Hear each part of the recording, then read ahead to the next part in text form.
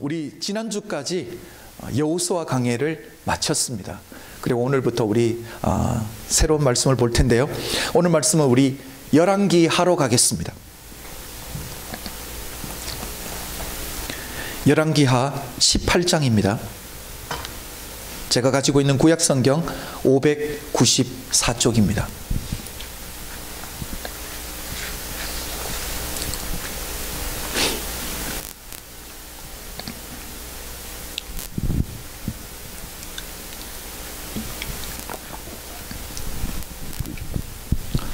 열왕기하 18장 1절부터 8절까지 말씀입니다.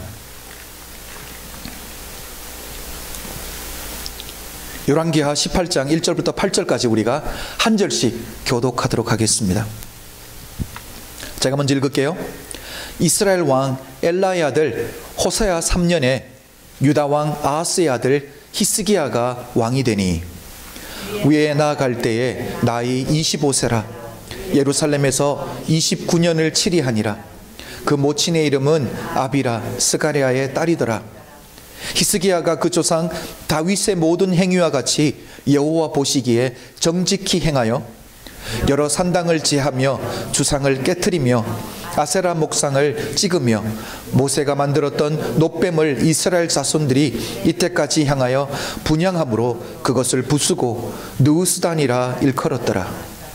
히스기야가 이스라엘 하나님 여호와를 의지하였는데 그의 전후 유다 여러 왕 중에 그러한 자가 없었으니 곧 저가 여호와께 연합하여 떠나지 아니하고 여호와께서 모세에게 명하신 계명을 지켰더라. 여호와께서 저와 함께 하심에 저가 어디로 가든지 형통하였더라. 저가 아수르 왕을 배척하고 섬기지 아니하였고 블레셋 사람을 쳐서 가사와 그 사방에 이르고 망대에서부터 견고한 성까지 이르렀더라. 아멘.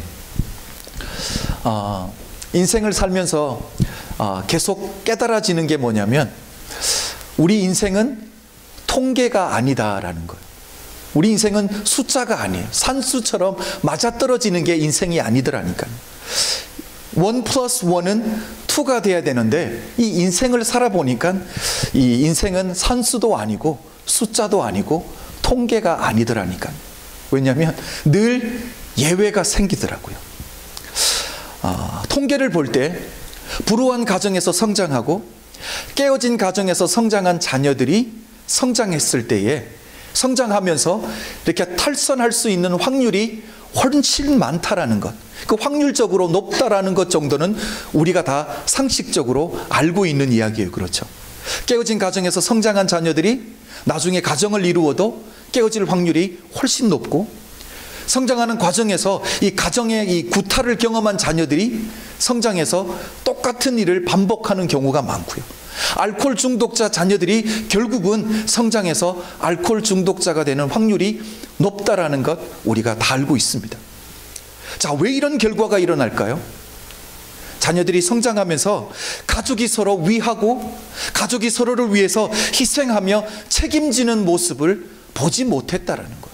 한마디로 본 것이 없다라는 거죠.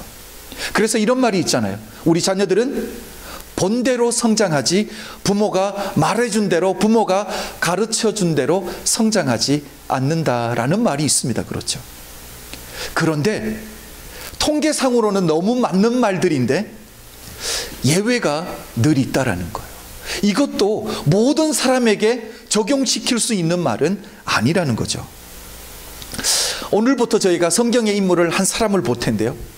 이 사람이 바로 이 통계를 향해서는 거룩한 거부를 하고요, 예외가 되기 위해서 하나님의 사람으로 우뚝 선 사람입니다. 우리가 오늘 성경에서 읽었던 바로 히스기야 왕이에요. 오늘부터 저희는 히스기야 왕에 대해서 조금 말씀을 볼 텐데, 여러분, 히스기야 왕 하면 가장 먼저 여러분에게 떠오르는 게 있다면 뭐죠? 하나님 앞에 기도해서 15년의 생명을 연장받았던 사람이 히스기야예요. 그렇죠? 그것은 우리가 알고 있는 이 전체적인 그림인데, 저희가 오늘은 조금 더 디테일하게 들어가 보겠습니다. 저는 히스기야를 생각하면 제가 금방도 말씀드렸듯이 이 통계를 향해서는 거룩한 거부를 했던 사람이에요. 나는 통계에 맞춰서 살지 않겠다라고 믿음의 선포를 했던 사람이에요.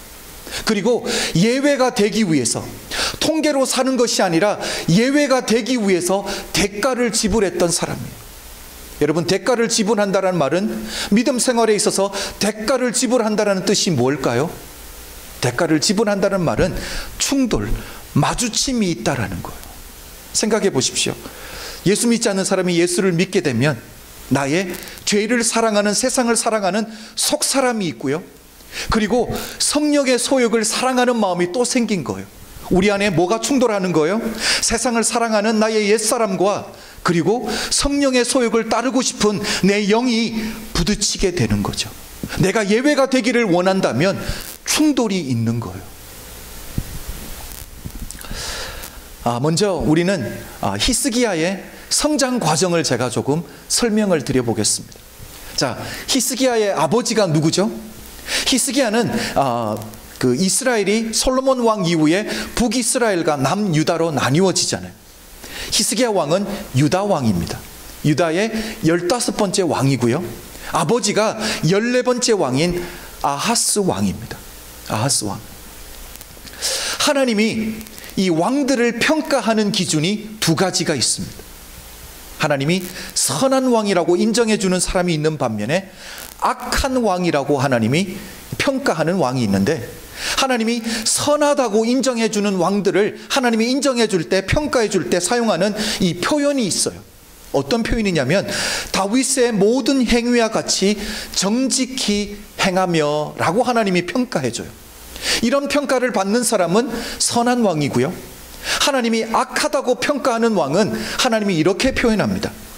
이스라엘 열왕의 길을 행하며 라고 하나님이 평가해 주면 그 왕은 악한 왕이에요. 제가 금방도 말씀드렸지만 솔로몬 왕 이후에 북이스라엘과 남유다로 나뉘어지는데, 이 북이스라엘은 BC 722년에 아시리아라는 나라에 멸망하기까지 19왕이 바뀝니다. 그런데 19왕 중에 어느 누구도 하나님 보시기에 선한 왕이 하나도 없어요. 그런데 남유다 쪽에는 가끔 선한 왕이 났거든요. 그렇다면 오늘 우리가 봐야 되는 이 히스기야의 아버지인, 히스기야의 성장한 그 성장 과정을 보기 위해서 아하스 왕은 하나님에게 어떤 평가를 받았는지 우리가 한번 보겠습니다. 자, 우리 16장으로 한번 갈까요? 열왕기하 16장 3절입니다. 하나님이 아하스 왕을 이렇게 평가하셨어요. 16장 3절 시작 부분을 제가 하이라이트를 해두었는데 한번 볼까요? 이스라엘 열왕의 길을 행하며. 자, 선한 왕이에요? 하나님이 악하다고 평가한 왕이에요? 그렇죠. 이스라엘 열왕의 길을 행하며, 또 여호와께서 이스라엘 자손 앞에서 쫓아내신 이방 사람의 가증한 일을 본받아 자기 아들을 불 가운데로 지나가게 하며. 자, 하나님 보시기에 악하다는 평가를 받은 왕이에요. 하나님 앞에 왜 이런 평가를 받게 되었는지 한번 보겠습니다. 3절 제가 끝에서도 읽었지만 아들을 불 가운데로 지나가게 했다라는 뜻이 뭐냐면, 이방 종교의 관습이에요. 이방 종교의 습관, 우상을 숭배하는 그 습관에 따라서 아들을 짐승 대신 번제물로 드렸다라는 거예요. 여러분 한번 생각해 보십시오. 아들을 우상 앞에 번제물로 드리려면 얼마나 하나님 앞에서 그 마음이 악해져야 되겠냐라니까요. 그게 다가 아닙니다. 우리 4절을 한번 읽어보겠습니다. 열왕기하 16장 4절 저희가 다 한번 읽어볼게요. 시작. 또 산당과 작은 산 위와 모든 푸른 나무 아래서 제사를 드리며 분향하였더라.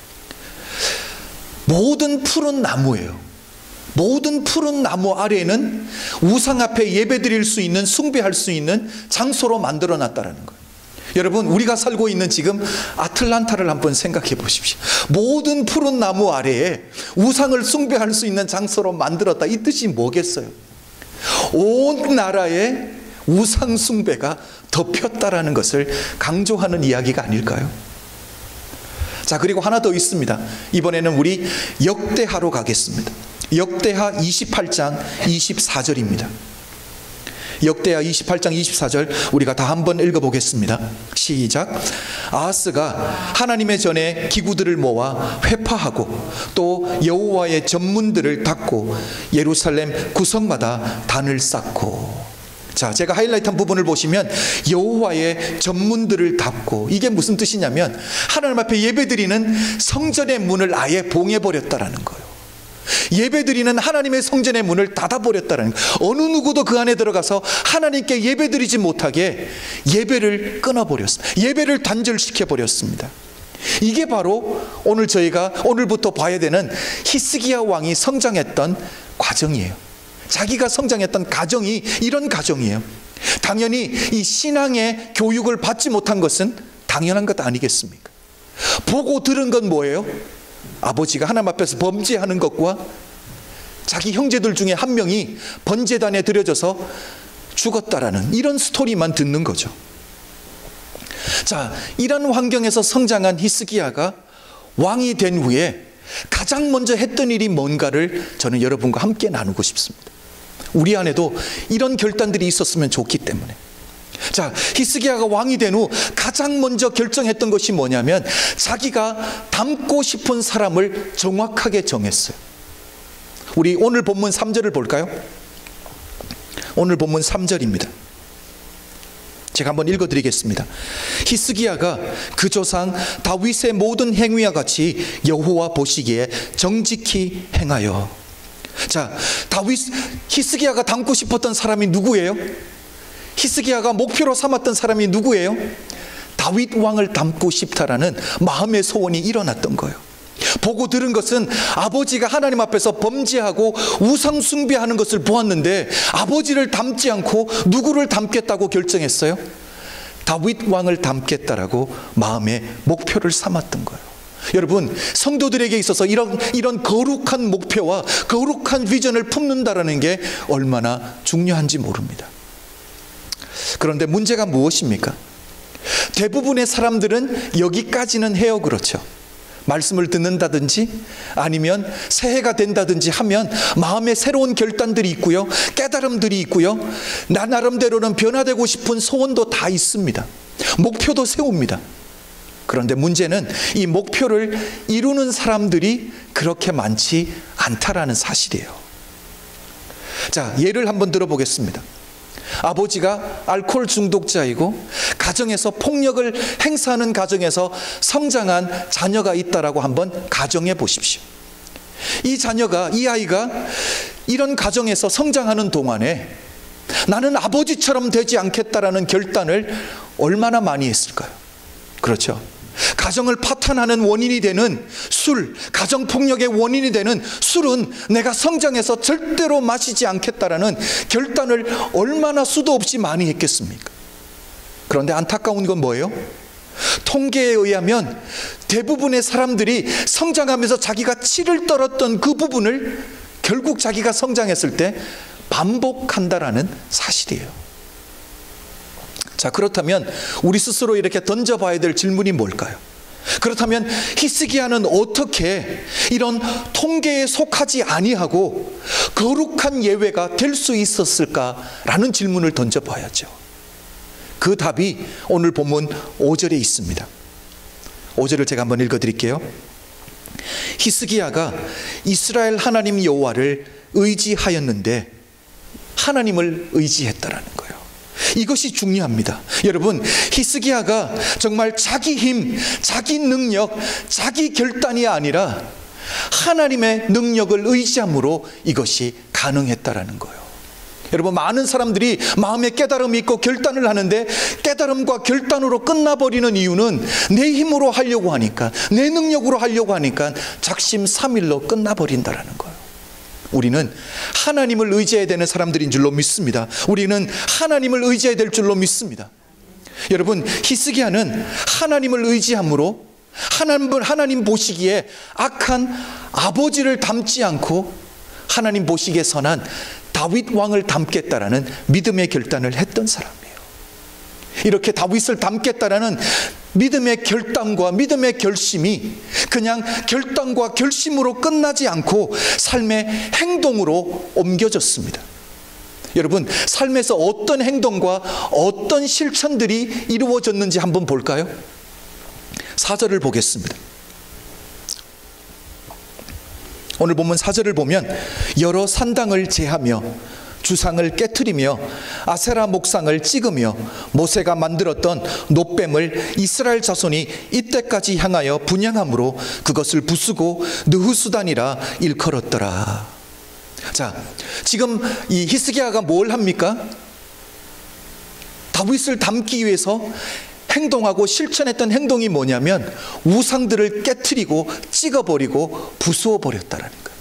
하나님과의 관계를 깨트릴 수 있는, 우상 숭배할 수 있는 모든 근거들을 다 없애버렸다라는 거예요.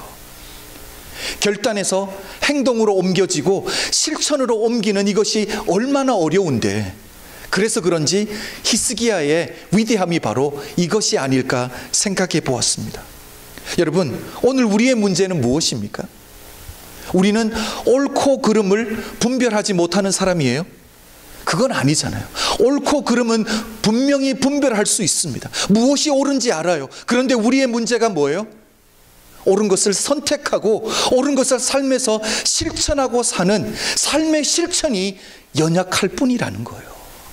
몰라서가 아니라는 거예요. 여러분, 아담을 한번 생각해 보십시오.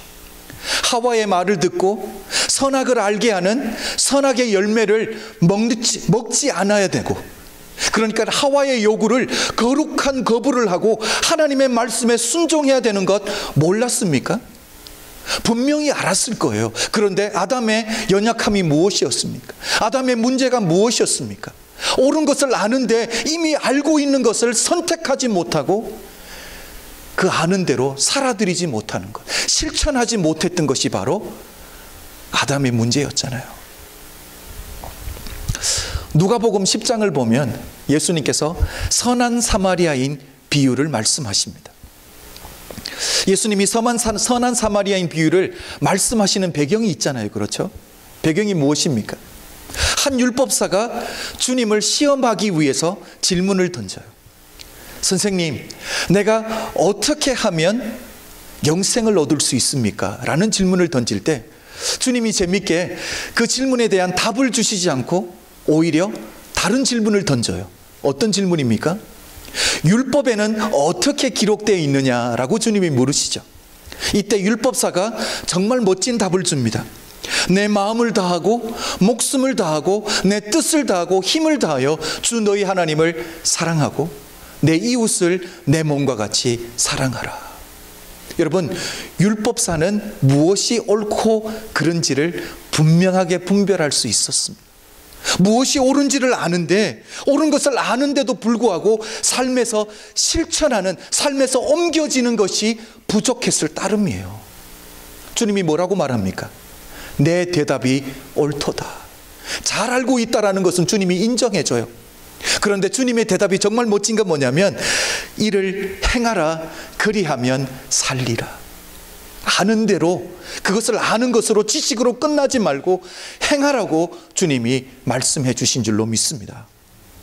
여러분, 영생은 우리 마음의 결단에서 오는 게 아니에요. 영생은 우리에게 깨달음에서 오는 것이 아니에요. 영생은 우리가 알고 있는 지식에서 오는 것이 아니라 우리가 이미 알고 있는 것을 우리 삶에서 실천하고 행동으로 옮겨질 때 영생이 주어지는 것인 줄로 믿습니다. 오늘날 우리 크리스찬들이, 우리 성도가, 우리 교회가 이렇게 무능력해지고 이렇게 사회에서 영향력을 잃어버리게 된 이유가 무엇입니까? 말씀에 대한 말씀의 지식이 부족해서예요? 아니잖아요. 이미 알고 있는 그 말씀의 실천의 부족이라는 거예요. 지식의 부족이 아니라 실천의 부족이라는 거예요. 저는 그래서 제 안에 어떤 마음이 들었냐면, 우리 교회만큼은, 우리 교회에 속한 사랑하는 성도님들만큼은 이제는 그만 우리가 사랑을 이야기하고 하나님이 우리에게 허락해 주신 조금 연약하고 조금 부족한 형제들을 우리가 품어주고 사랑을 실천하는 교회가 되기를 주의 이름으로 축복합니다. 이제는 우리가 기도해야 된다라는 생각 그만하고, 우리가 이제 기도해야 된다는 말은 그만하고, 정말 실질적으로 우리가 하나님 앞에 엎드리고 기도하고 입을 벌려서 하나님 앞에 부르짖는 기도의 실천이 우리 교회 안에 있어지기를 주의 이름으로 축복합니다. 오늘 우리 주님이 이곳에서 우리 각자에게 이 질문을 던진다고 한번 상상해 보십시오. 어떻게 우리가 이 땅 가운데서 하늘에 속한 사람답게, 하나님의 자녀답게 하나님께 영광 돌리며 살 수 있을까라고 주님이 우리에게 물어보신다면 여러분 어떻게 대답하실 거예요? 한번 대답해 보십시오. 주님이 이 질문을 내게 1대1로 던진다고 생각해 보십시오. 네가 하늘에 속한 사람답게, 하나님의 자녀답게 이 땅에서 하나님께 영광 돌리고 어떻게 살 수 있을까라고 말할 때 여러분 속으로 한번 주님께 답을 한번 해드려 보십시오. 자, 이제 주님이 그 답을 들으셨습니다. 그 답을 듣고 주님이 우리에게 뭐라고 말씀하실까요? 저는 알아요. 주님이 무슨 대답을 해주실지. 내 대답이 옳도다. 그리 행하라. 주님이 그렇게 대답해 주시지 않을까요? 여러분, 저는 저와 우리 교회 사랑하는 성도님들이 이런 도전을 받았으면 좋겠습니다. 히스기야처럼 다윗을 닮았으면 좋겠다라는 마음의 소원, 나는 무슨 일이 있어도 하나님 앞에 범죄하는 내 아버지는 닮지 않겠다라는 마음의 결단, 이 마음의 소원과 결단이 그냥 소원과 결단으로 끝나지 않고 우상들을 깨트려버리는 삶의 실천이 뒤따랐던 것처럼 우리도, 여러분도 저도 정말 우리가 이미 들어서 배워서 알고 있는 예수 그리스도의 말씀과 교훈들을 그냥 지식으로 끝나는 것이 아니라 우리 삶에서 실천해낼 수 있는, 우리 삶에서 주님의 하나님의 말씀들이 나타나고 만져질 수 있는 그런 은혜가 우리 가운데 있어지기를 주의 이름으로 축복합니다. 저는 오늘 히스기야를 묵상하면서 참 제 마음에 좋았던 것이 히스기야가 중요한 것을 아는 사람이더라고요. 관계가 얼마나 중요한지 알았어요. 하나님이 무엇을 원하는지를 알았다라니까요. 히스기야가 왕이 된 후에 마음에 거룩한 부담을 품었습니다. 그렇죠. 나는 다윗 왕을 닮겠다라는 거룩한 부담감이 생겼어요.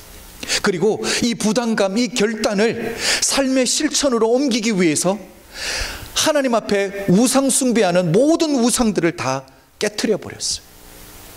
여러분, 제 스스로에게 이런 질문을 던져봤어요.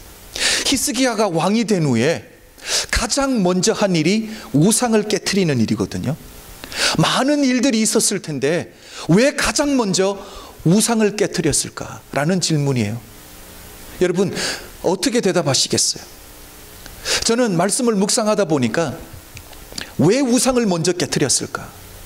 히스기야는 하나님이 무엇을 원하는지를 알았던 거예요. 하나님이 원하셨던 것은 관계라는 거예요. 하나님이 우리와 원하시는 것은 관계인 줄로 믿습니다. 여러분, 우상 숭배의 문제가 무엇입니까? 하나님을 우상으로 만들어버리면 무엇이 문제예요? 하나님과의 관계를, 우리와 하나님과 관계를 맺을 수가 없는 거예요. 그렇잖아요. 우상은 생명이 없는 것인데 우리가 어떻게 교제하고 어떻게 관계를 맺어가겠냐라는 거예요. 그래서 하나님을 믿는 성도와 우상 숭배자의 차이는 뭐냐면 바로 이거예요.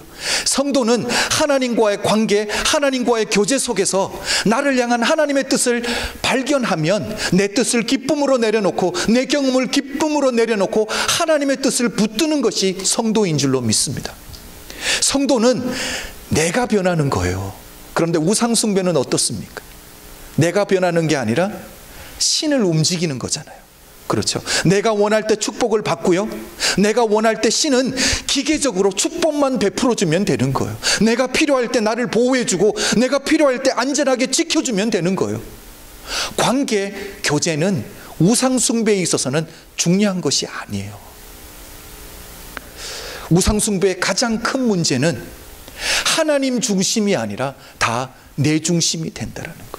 여러분, 내 중심이 되는 게 문제예요. 모든 것이 내 중심으로 이루어져야 되는 거예요. 내가 필요할 때 받아야 되고, 내가 필요할 때 축복을 누려야 되고, 내가 필요할 때, 내가 원할 때, 그것을 우상 숭배라는 거예요.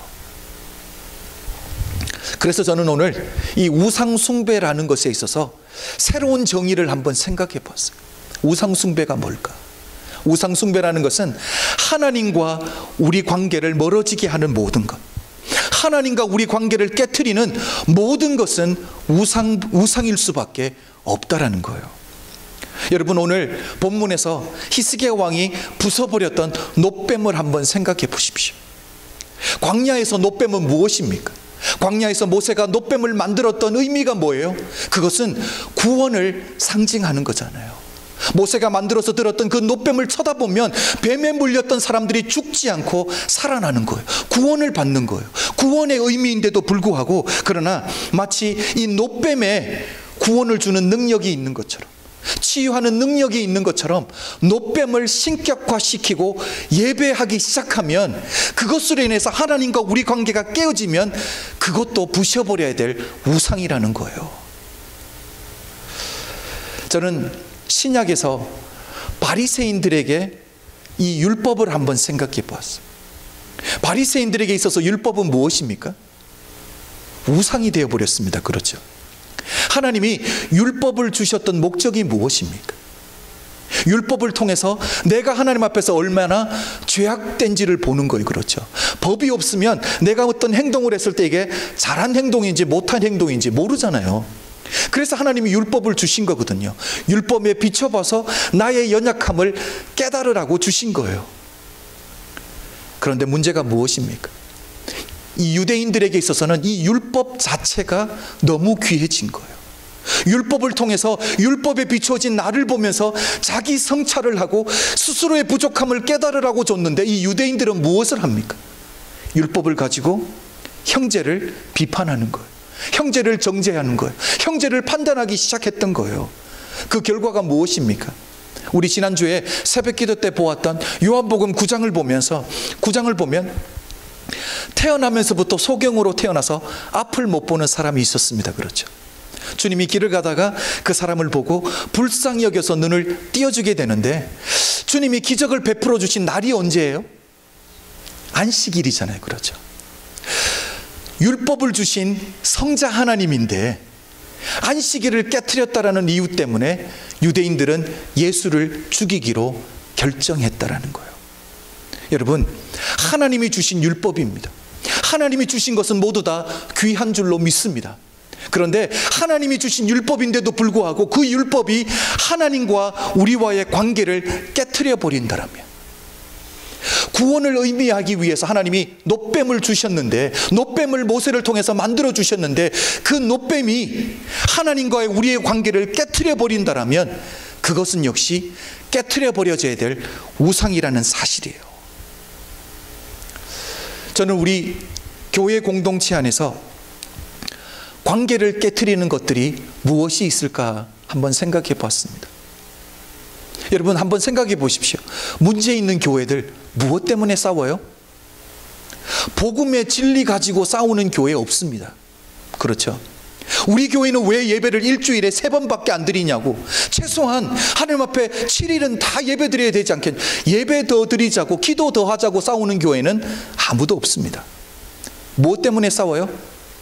제가 보니까 결국 내게 익숙한 것, 고집하다가 싸우게 되는 거예요. 내게 익숙한 것.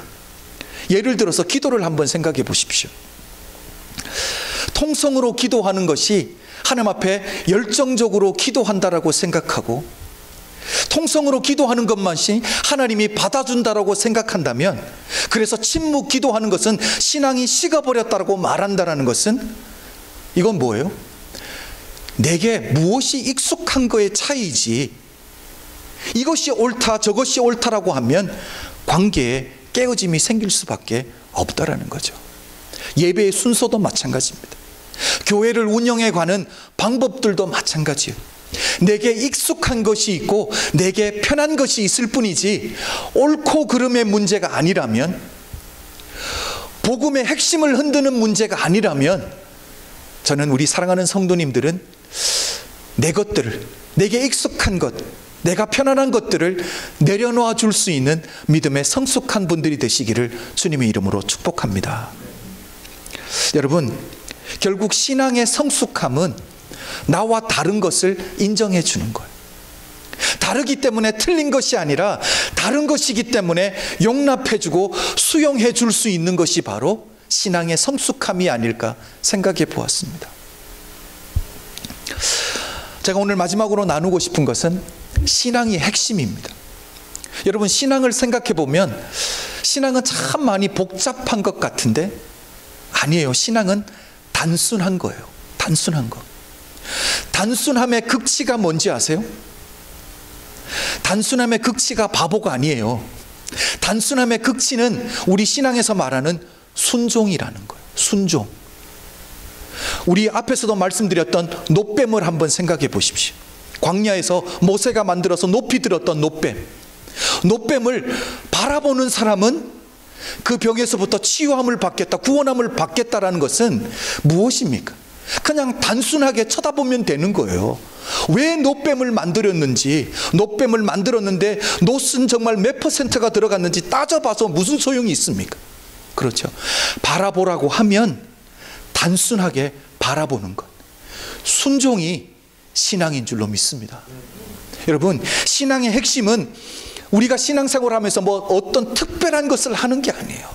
우리가 어떤 새로운 것을 해나가는 게 아니라 신앙의 핵심은 다시 회복하는 게 신앙이라는 사실입니다. 6절을 한번 볼까요? 오늘 본문 6절입니다. 저희가 다 한번 읽어보겠습니다. 시작. 곧 저가 여호와께 연합하여 떠나지 아니하고 여호와께서 모세에게 명하신 계명을 지켰더라. 히스기야가 했던 일이 뭐예요? 어떤 특별한 일을 했습니까? 어느 누구도 해보지 않은 새로운 일을 한 거예요? 아니잖아요. 첫 번째가 무엇입니까? 여호와 하나님과 연합했다라는 거예요. 이것은 특별한 게 아니에요. 그렇죠? 두 번째가 무엇입니까? 모세를 통해 하나님이 주신 계명, 율법, 하나님의 말씀을 지켰다라고 말하고 있어요. 이게 무엇입니까? 결국 우리 지난주에 보았던 여호수아의 유언의 말씀과 똑같은 거잖아요. 그렇죠? 제가 하나를 읽어드릴게요. 23장 8절, 여호수아 23장 8절입니다. 오직 너희 하나님 여호와를 친근히 하기를 오늘날까지 행한 것 같이 하라.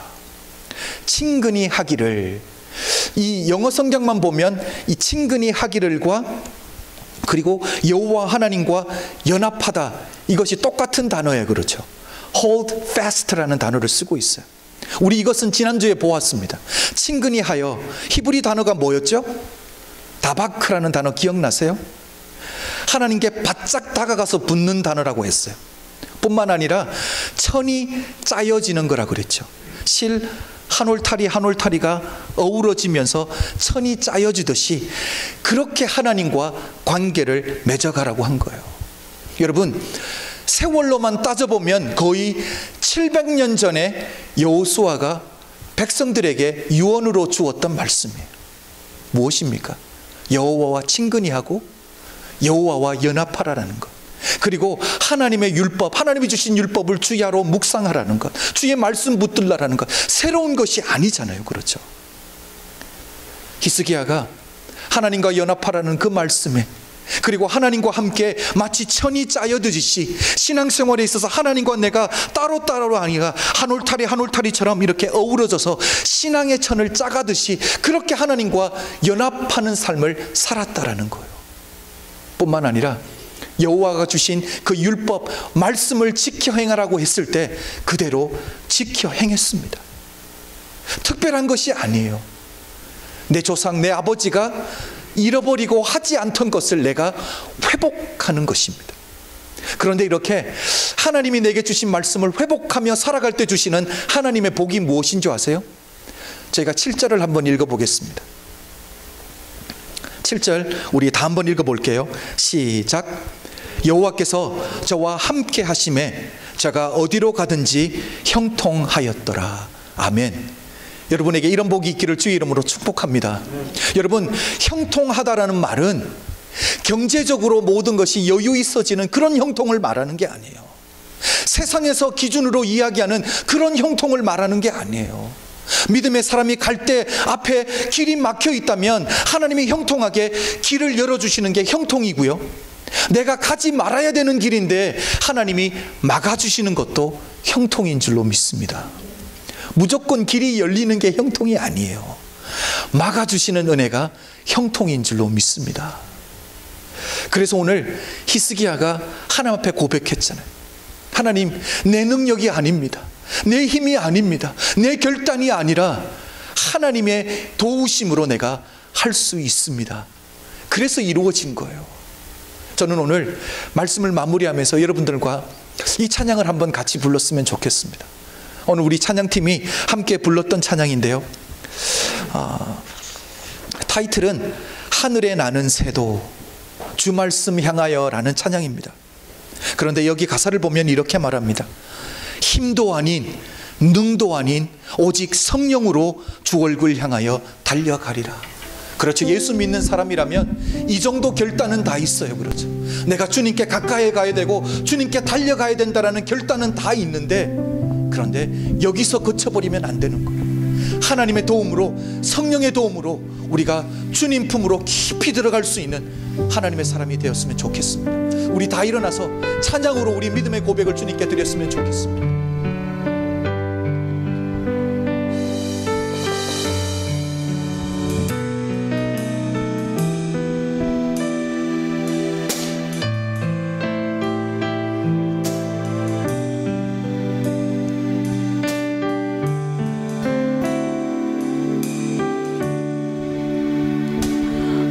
하늘에 나는 새도 주 손길 돌보시네.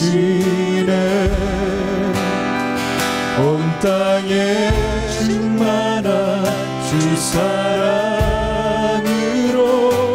내 마음을 덮으소서. 주 나를 부르셨네. 주의 영광 위해 모든 사람 이끄소서.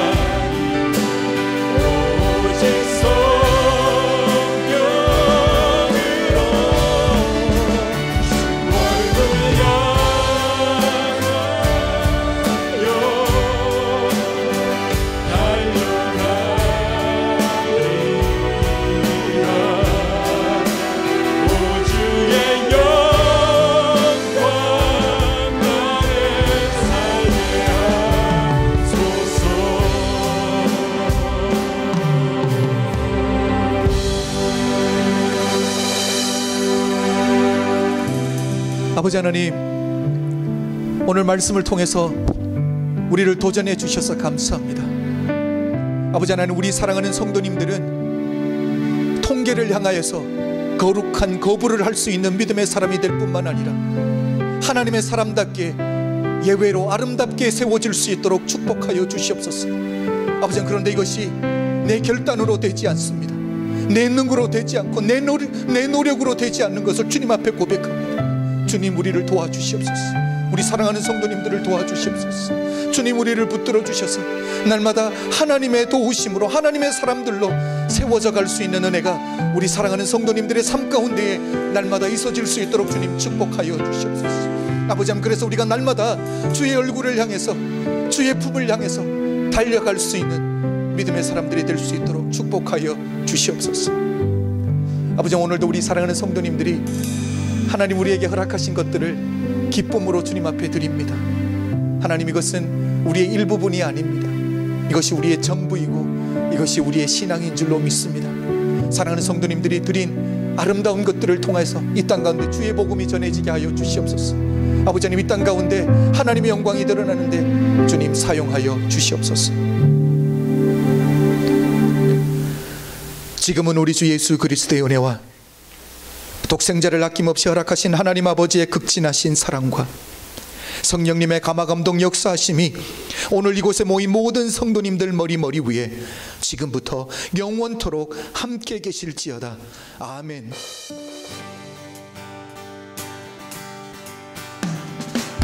주 신실하심 놀라워 죄